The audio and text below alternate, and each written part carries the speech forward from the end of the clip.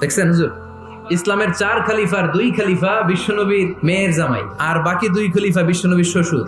সাইয়েদনা আলী রাদিয়াল্লাহু তাআলা আনহু, সাইয়েদনা উসমান যুন-নূরাইন বিশ্বনবীর মেয়ের জামাই।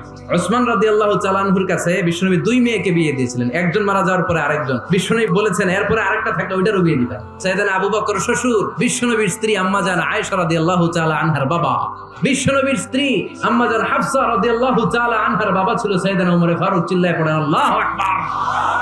জান্নাতে যত নারীরা যাবে, নারীদের সর্দারিনী হবে সাইয়্যিদাতুনা ফাতেমা রাদিয়াল্লাহু তাআলা আনহা। এই ফরিদপুরের যত ইয়াং স্টারেরা তোমরা যারা জান্নাতে যাবে, তোমাদের লিডার হবে সাইয়েদনা হাসান আর হুসাইন রাদিয়াল্লাহু তাআলা আনহুমা।